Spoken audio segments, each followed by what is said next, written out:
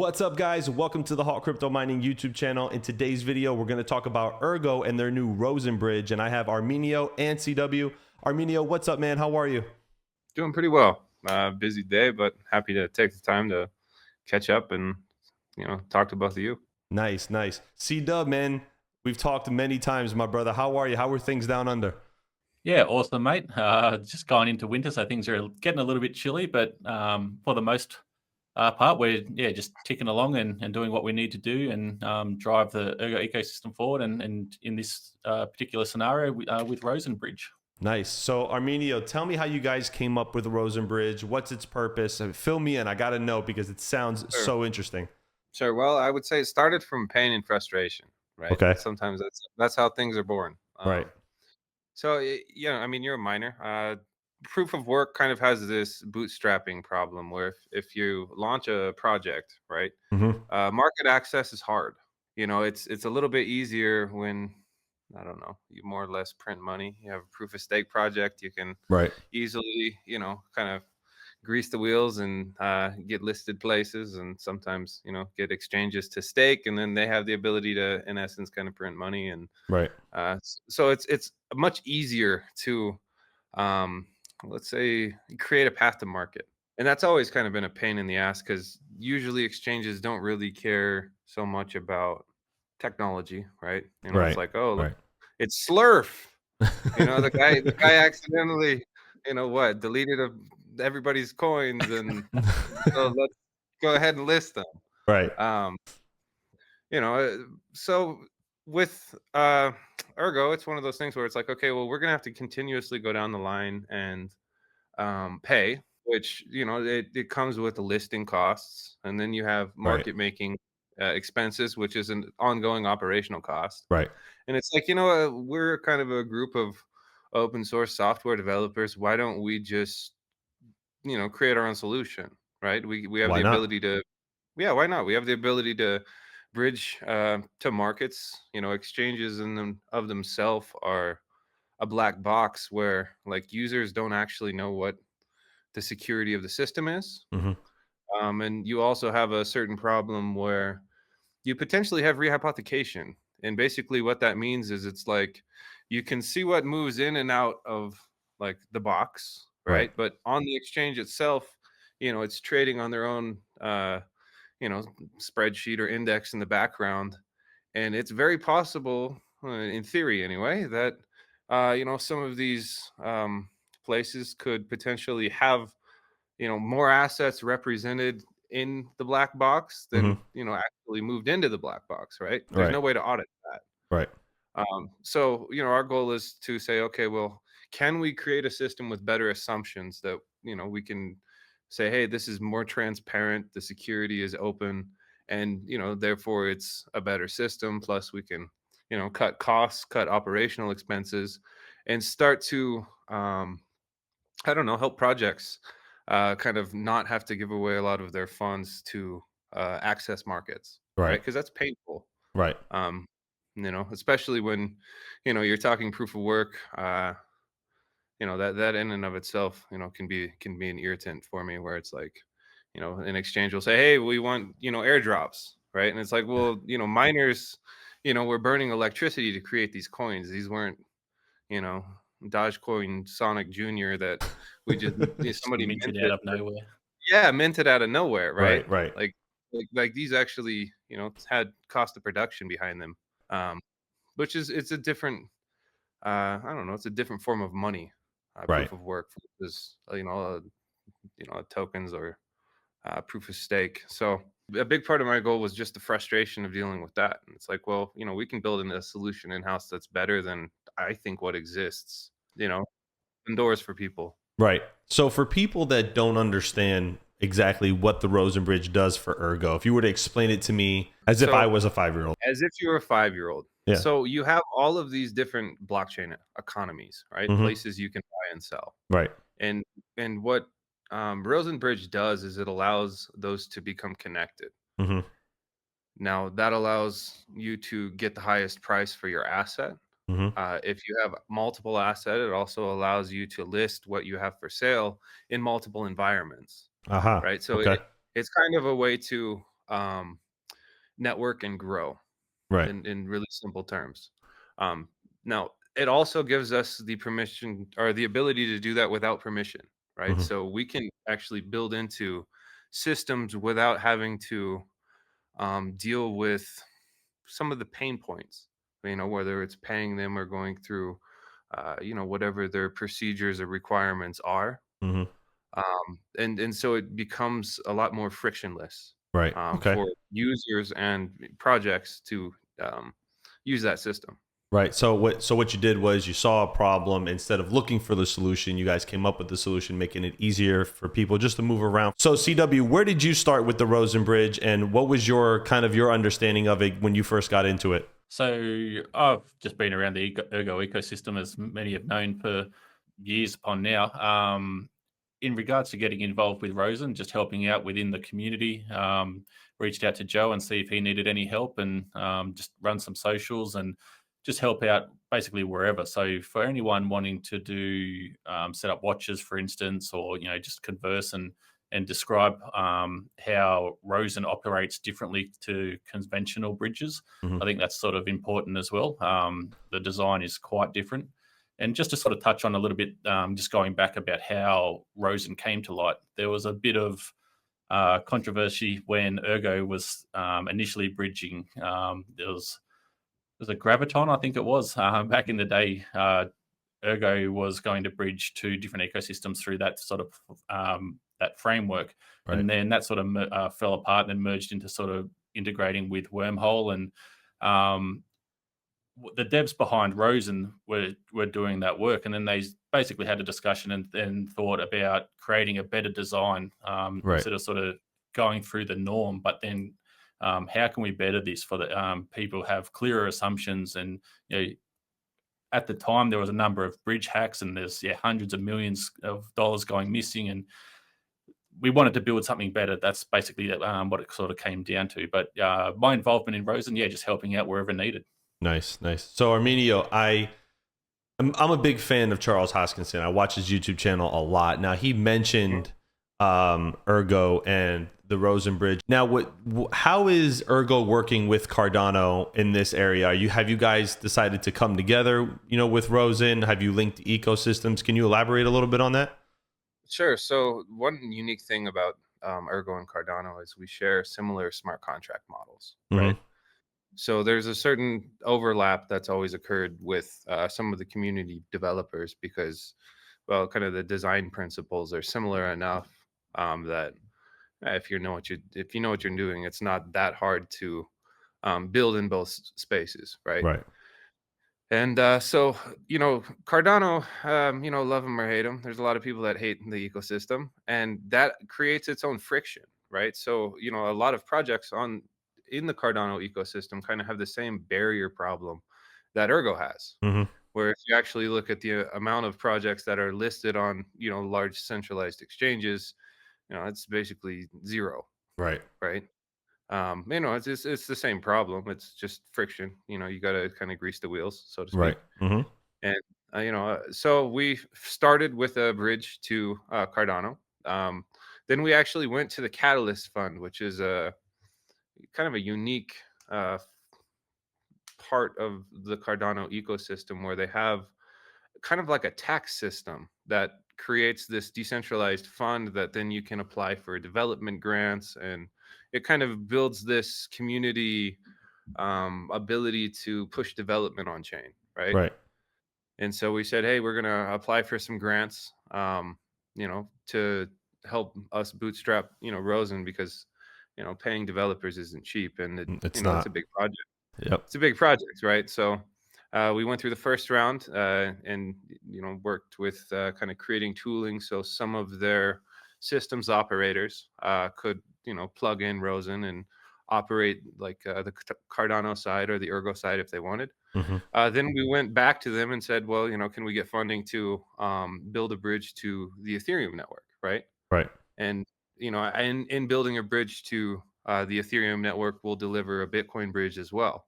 Right. Okay. Um, Now, most people, may not be familiar, but if you look at some of the systems architecture in, the blockchain industry, a lot is just a fork of Bitcoin, and Correct.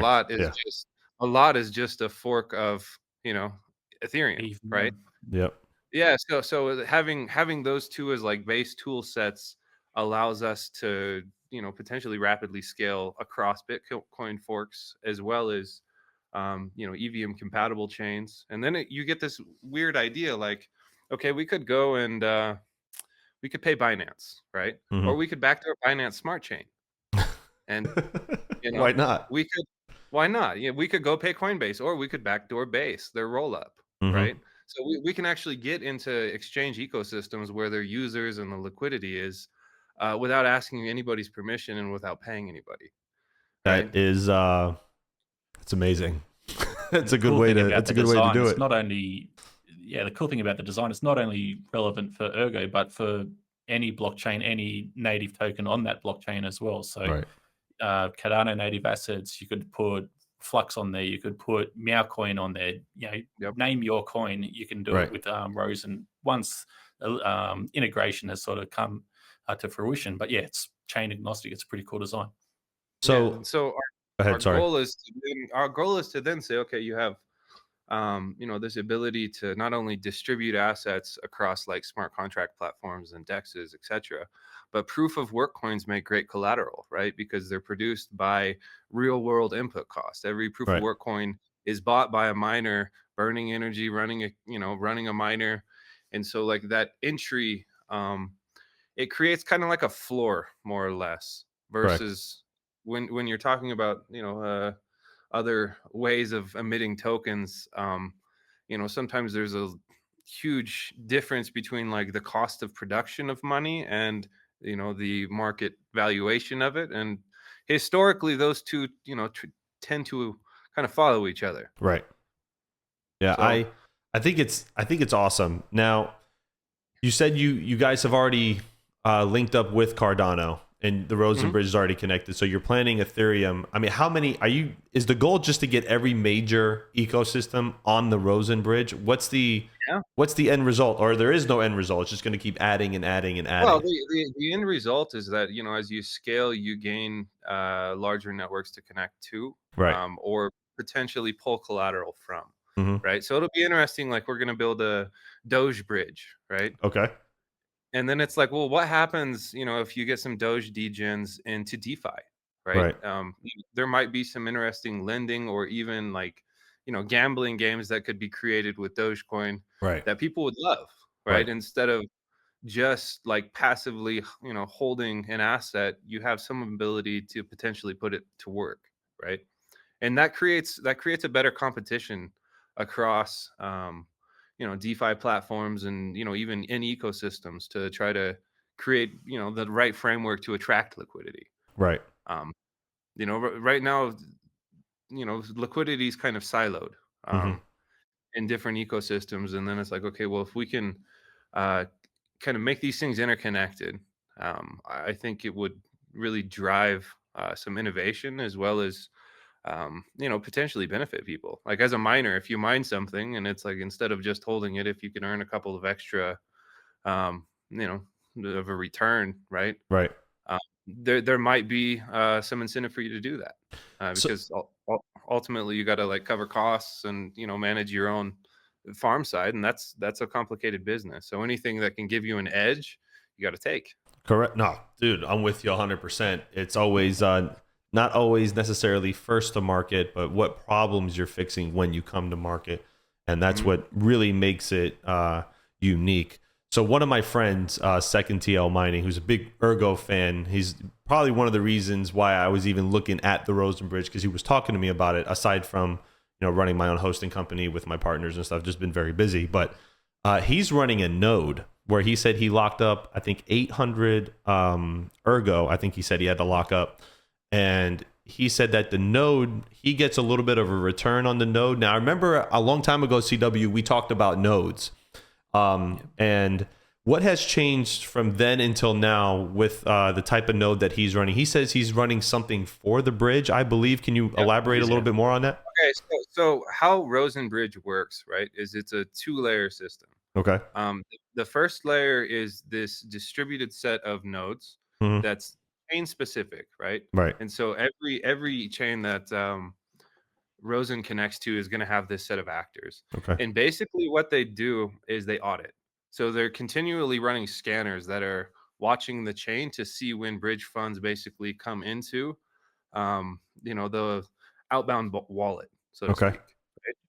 Then they have to reach their own consensus, and that depends on how many nodes are watching. Like right now, you may have to have 40 independent audits before you actually hit a clearance threshold, right? Right.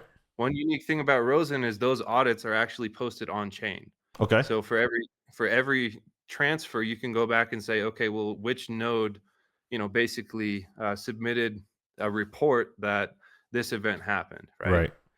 And after there's enough reports, it lets the second layer know, which then settles the transaction. Okay. So it's not necessarily a fast system. It's just there's a lot of redundancy for data assurance, right? Right. Right. Made for security, basically. Yeah, and I think that's important. Keeping it all decentralized, not having that center point is important. And, a lot of projects that claim to be decentralized are truly really not, because everybody has a center point, right? That where everything kind of links up at. And with Ergo, it seems like you guys are really trying to focus on not having a center point at all. You want to keep everything really just decentralized. So I think it's amazing, man, what you guys are doing in the innovation. So with Rosen now in the works and you guys making some adoption there, what's the next step for Ergo? What is like the next big plan in 2024? What are some of the goals that the platform wants to achieve? Oh, the Ergo itself. Yeah. So right now we're in what's called our 6.0 roadmap, right? Okay. And there's a couple of major potential upgrades that we're working on in terms of like that core roadmap. One of which is to support on-chain calculation of work. Okay. Right. And so we have this crazy idea that came about at a hackathon, and we've been refining it, where we're actually going to try to get rid of Stratum for Okay. mining pool. We're going to try to create a system where miners collectively create and mine to potentially a side chain, right, to actually verify the main chain. And Okay. so what that potentially allows everybody to do is get rid of the black box side of mining, right? Right. You sign up for a mining pool, you mine, you submit shares, you hope that they're calculated, you hope that they're paying you out, right? And you hope that they're paying you, on time, Right. right? Now, of course, yeah, I would say there are some decent actors in the business that have been around a while and do pretty well in terms of taking care of their miners. Mm-hmm. And there are some that can be a little sketchy sometimes. Oh, we know. Trust me, we know. We know. In terms of how things are calculated, right? So Right. in theory, if you can use either a layer 2 or a sidechain to submit NISPs, which are basically share proofs, you have this ability to create clear assumptions in terms of the shares that you submitted and the payout that you receive. And it's trustless, right? You're no longer trusting a central entity to manage their own spreadsheet and pay you properly on time. Right. Yeah. Trustless and on train, so it's transparent for everyone. Right. Yeah, and especially you get some weird laws going around where it's like, okay, you can no longer do math on your computer in the Netherlands, right? Like, what is this? There's always been that kind of regulatory choke point around proof of work, where it's like, what would happen if certain jurisdictions really start either restricting miners' abilities to submit to certain points, or you just get a straight raid on some facilities, and it would be good to distribute that to where you get serverless proof of work. Right. So that's kind of a long-term goal, and the cool thing about how we're trying to build that is it's agnostic as well, where hopefully we can plug in other algorithms long term, and you can get like SHA-256 calculations, which means you have like a serverless Bitcoin mining pool, or whatever algorithm in theory, with enough work and energy, right? You could build it, but kind of like our proof of concept in terms of decentralizing proof of work, right? Which I don't know, Stratum at this point was, when did it come out? 2012. Like it's actually pretty old tech, but it's kind of become this standard that I don't know, it just doesn't offer the best assumptions. Right. It's part of why we see mining, centralization, which, even on Ergo, like once a year, I gotta like go around and be like, please mine to smaller pools, Yeah, right? spread the hash rate around. We preach Yeah, that as yeah. we preach that as a crypto community, especially from the content creator side, all the time. Like, guys, like I'll show Please. mining pool stats on and we go over Ergo. We go over a lot of the main proof of work projects that we all love. So we go over all of them, and you'll see like 98% on one pool, or like 60, Yeah, 70% on one pool. sometimes Like, it guys, gets spread it brutal. out. You know what I mean? It gets Everyone's just brutal. chasing that yield, and Yeah. supporting the chain and spreading the hash rate out is so important. So are you guys wanting to remain on the GPU side, or has there been any talks moving into like more of ASICs with Ergo, just for more chain stability? As you know, I'm a GPU miner. There's a lot of GPU Yep. miners that watch my channel, and we do sometimes jump to different chains to get different projects for a little bit more stability on the chain. Has Ergo ever considered going more ASIC? Oh, I've been asked directly that by Bitmain. Have you really? Before. Okay. Yeah. I went to a conference in Mexico and gave a talk about like open source economy on Ergo, and they asked me, like, would you consider, basically forking your algorithm? And I said I would need two things, right? I would need you to pay my energy and give me enough GPUs that I could take over the chain, Right. and fork it, right? Yeah. Well, I don't have the power to do that. Right. No. Oh, like that's one unique thing about Ergo is like we actually don't have the ability to do that as the foundation. Miners have built-in governance. So, The miners you have know, to vote on it. Right. yeah, the miners have to vote on it. So if Right. you want to give me enough GPUs and pay the power bills that I can like take over the 90% threshold of the chain, I'll consider it. But then I'll also have all these GPUs, right? Right. Yeah, No, because a lot of people talk about like and I think for a lot of my viewers, they don't understand what really separates some projects like Caspa that decide to go ASIC and stay also GPU mineable, and what projects don't want to do it and want to do it. And obviously, ASICs can help you really stabilize the chain. We know that because they're always on. They're not changing stuff. They're just made for that, right? So it's interesting to find out. Now, you don't really seem to have that problem with Ergo. Even with the GPU mining community, you probably have a steady hash rate and a steady chain operation, right? You would say there's probably not that many issues. I mean, listen, proof of work is always about number one, profitability, right? Right. And then the question is, are we talking like short term or more spec mining long term? Right. And so I understand, like, ultimately miners are there to get paid. They got costs to cover. They're burning electricity. They have their hardware costs to cover, trying to break even. So that hash rate is going to fluctuate, right? And I actually like that about GPU proof of work because you're not married to a chain. Right. You're not correct. Like more or less, with a lot of ASICs, you're just married to that ecosystem, and then it's like you hope for profitability, but you actually have no real alternative. Yep. Other than sell basically your stuff. So I don't see Ergo ever not being predominantly GPU based. That miners would have to do that. Then you have the question of like FPGA, right? And that's always, and it's kind of like a fancy GPU in some sense, right? The real question there I've always seen is like the efficiency difference versus like power rate differences, if that makes sense. So like it depends on how dangerously efficient something is, right? If something is dangerously efficient, then GPU miners are in trouble. Right. And we actually have seen FPGA that was built, right? Really, for Ergo? For Ergo, yeah. Wow. Okay. Yeah. So right now, I think probably, well, last I checked, the most efficient GPU was an Intel, I think. Like the actually, I have AMDs because I used to, NVIDIA used to have closed source kernels. So I was like, Mhm. I'm not going to mine NVIDIA. I'll have AMDs, and they have really shitty efficiency on Ergo. Let me finish my story with the No, FPGA. please go. Please So, go. Have at it. I Have found at it. I found out this was in development through just because I know the hardware developer who was playing around with Verilog and building it. Right. And I kind of front ran everybody, and I bought it from him, and I've kept it on a shelf for like 2 years Oh, jeez. to Okay.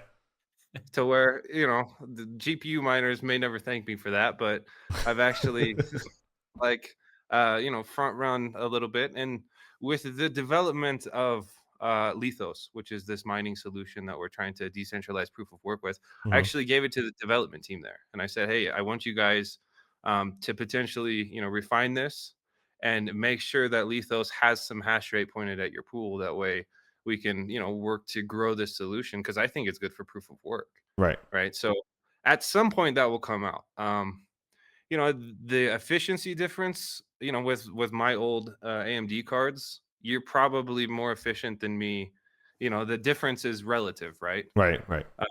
And then I'm like, okay, well, the other question is, what's your power rate? Mhm. If you Right. don't mind me asking, it's kind of a personal question, but Well, being a mining, yeah, well, yeah. like for What's me, the rate? so I have a weird setup at my house. So my house, I have solar on my house, so it kind of knocks the average knocks my rate down to about 7, 8. Mhm. So, Yeah, but I have a hosting facility where we host GPUs and ASICs, and GPUs are hosted at 11 cents. yeah. So And yeah, so good. so you're kind of within that same range of efficiency, right? Right. Because you have to look at it, from like the miner perspective. You have the hardware side, and then you have like the cost side in terms of what you're burning. Right. So like for me, I'm paying 15, 16 cents, Hmm. right? So if I were to spin up FPGA, which I can't, because I actually mailed the one that I had to the developer that wanted to refine it. Right. I still probably would get out competed with you at 7 cents. Right. So like the playing field doesn't shift enough that it starts to really kick everybody's profitability off the chain, versus sometimes you get these things where it's like 14 times efficiency or 30 times efficiency, and Hmm. at that point you basically have ASIC efficiency, Right. versus with on the J35 chip that the FPGA is built on, you have 50% efficiency, So I'm which thinking is like, I'm sorry. So questions just comes to mind before I forget.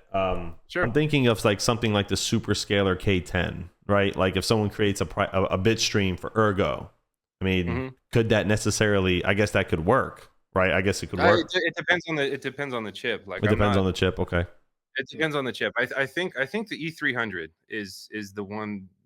I think Osprey makes it. Yep. E300. Um, Yep. yeah, that could potentially be compatible, but the efficiency isn't crazy, and Right. so it's never been something that like I lost a ton of sleep about, because I've always wanted GPU miners on the Ergo chain. And Okay. when you hear like there's an FPGA in development, it's like, oh shit, what are we gonna have to fork the chain, or Yeah. you know And you would too if you saw somebody doing that. I think. yeah, if Yeah. you're if you're like 14 times efficiency, at that point you have an ASIC, Right. more or Exactly. less. Yeah. It's Versus important if to you're note as talking, well. yeah, if you're talking 50%, my AMDs versus your NVIDIA, and my power rate, I'm way behind. Yeah. No, you know it's definitely interesting because a lot of people always ask like, why hasn't this project gone to why don't they do an ASICs? What's the difference? Why Mhm. stay ASIC resistant? A lot of people ask these questions in the community, and it's good hearing it from the horse's mouth, so to speak, because you just never get a clear answer, right? Like when Well, Caspa I'll came tell you out, why. we never thought they would I'll create tell you. ASICs. Well, So yeah, they would. I mean, it was just the algo. Like Blake I 3, that was inevitable. right. I never thought Inevitable. that they would. What I'm saying is from the miner Uh, perspective. Like we never thought that there'd be like a Caspa ASIC because everybody was throwing GPUs on it, and then all of a sudden here comes Ice River, and yeah. you know, No, I would say, if you look at kind of how the algo is built, day one I expected that. really Blake okay, 3 too. Yeah, Blake 3 the same thing. Like really, with the alpha. Yeah, it's inevitable. yeah. I Um, never got that deep. That's why I'm asking you. I never looked at. I'll be honest with you, it's way over my head. I can't look at the algorithm and go, oh yeah, look, this variable here. Yeah, no, this is definitely going to get an ASIC. A part of how Ergo works in terms of Autolicos too is the table's continuously growing, right? So it's hard to create.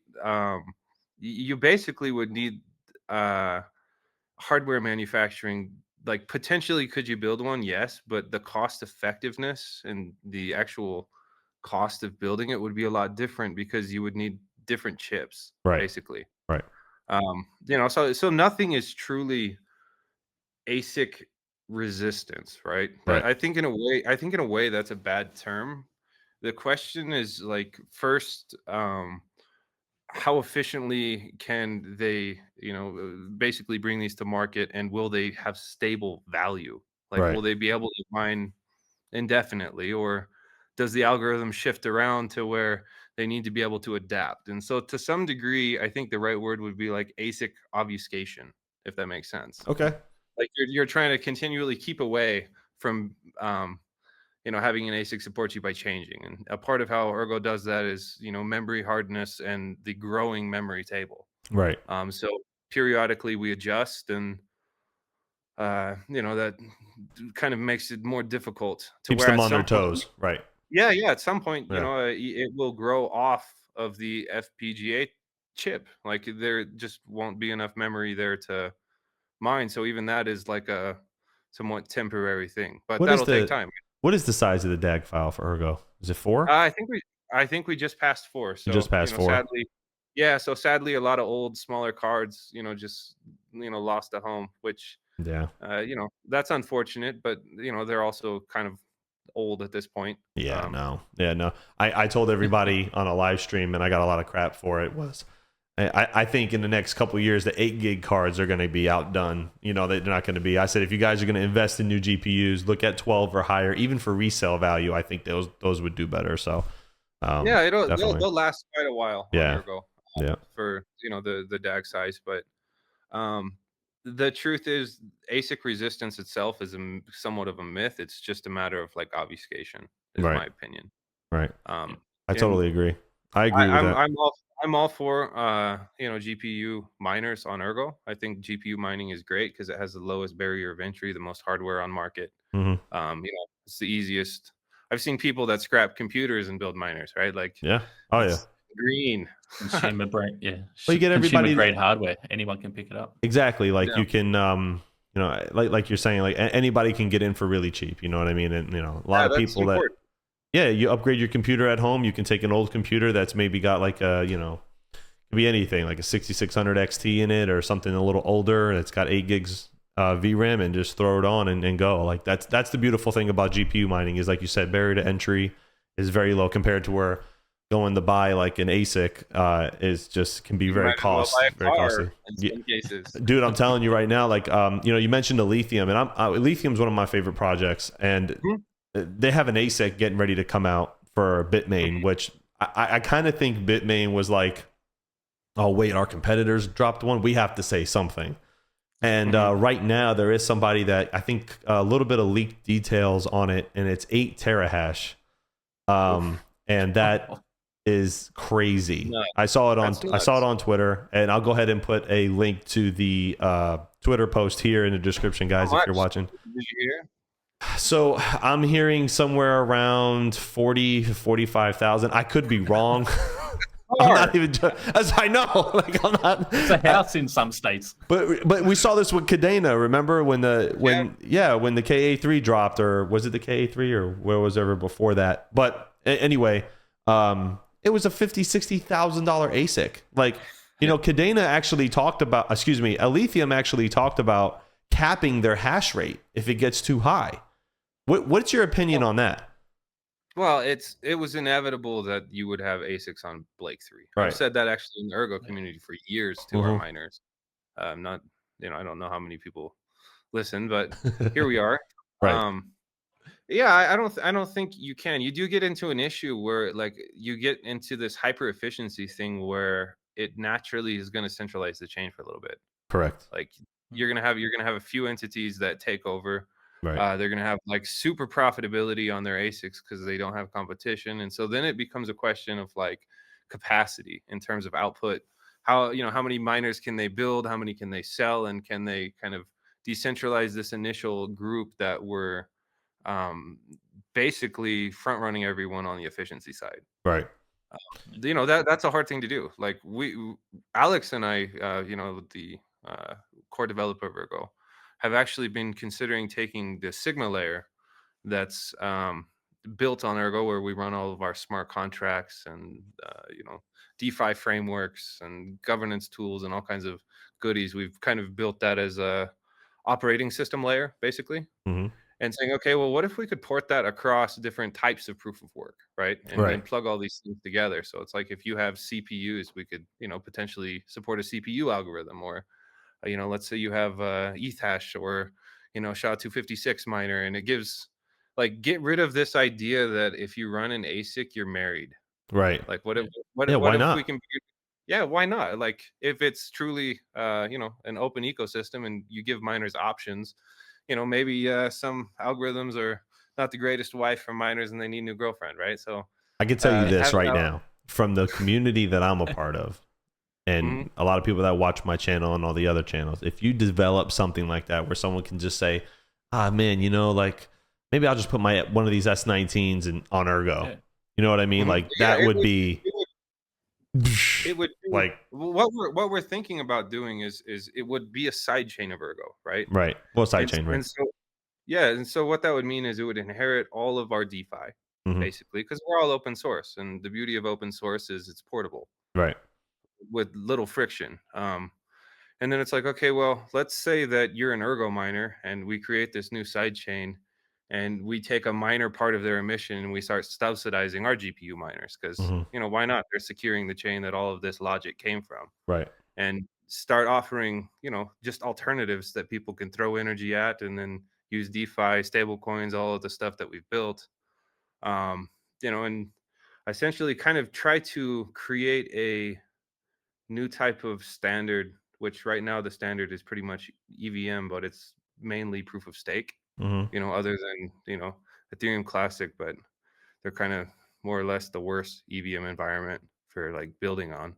Right. And create like standard for proof of work that allows multiple different miners and algorithms to come in and then have smart contracts and have basically everything we've tried to develop for open source tooling on Ergo.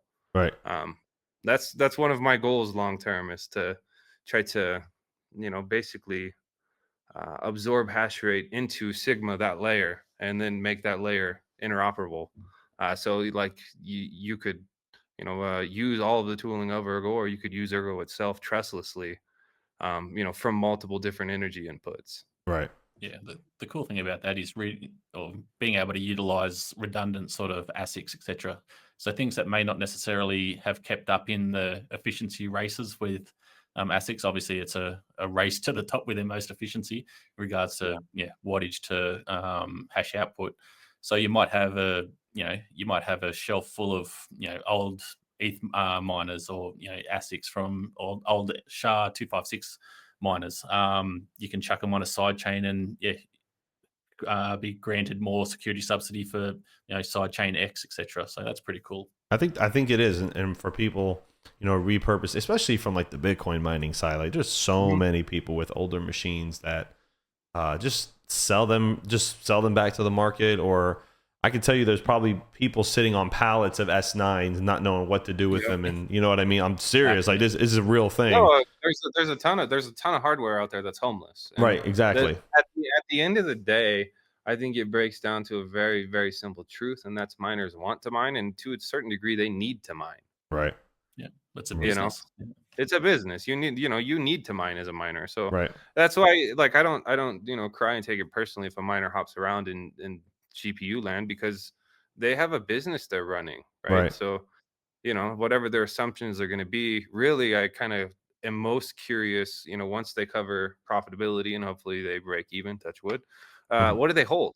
Like, what do they do with their profits? What do they do with, like, kind of the extra coins that they accumulate? That's what's more interesting to me than just where are they using their power and their hardware to kind of print money, so to speak. Right. Right.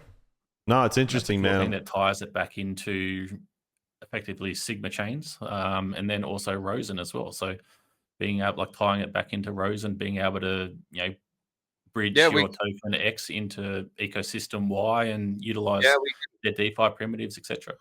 have you ever been on What to Mine and you mine some random coin and you're like, shit, I hope they get listed on an exchange? Yeah. What if you could launch side chains that were just bridged everywhere day one? Where it's like you could put it on Uniswap, you could put it on, you know, Base or Binance or Cardano or Ethereum, I you know, mean, like wherever. it solves a That would, huge problem for a lot that of would be projects. huge for miners. Yeah. That's kind of our long-term goal with the whole Sigma chain idea, is to be able to bootstrap chains that, you know, basically have no cold bootstrapping problem from day one, because, you know, we have the capacity to do that with the tooling that we've built. Well, a lot of new crypto miners coming on scene, and new projects that come on scene have a problem with off ramping. So like that would help, right? Like trying to get coming stuff in and begging trade ogre, etc. for oh my god, trade ogre. Listen, we've seen some couple of little dodgy things going on there. Yeah, with the Casper guys, but yeah, having that market access straight away, bootstrapping from zero, and having markets set up basically across multiple ecosystems, that's huge for mining. No, I agree 100%. Guys, listen, I love both of you. Thank you guys so much for coming on the channel today. Arminio, I'm sure we're going to talk again, man. It's let me know if you get any more updates on Rosen. I would love to update the community and everybody. CW, this is the third one. 3 times is a charm. Probably the best one that we've recorded so far, guys. Thank you so much for joining me on the channel today. Comment, like, subscribe, guys. Hit that notification bell. Check out ERGO and the new Rosen Bridge. Join them on Discord. I'll put the link in the description below, and I'll see you guys on the next video. Thank you so much. Hawk out. See you guys.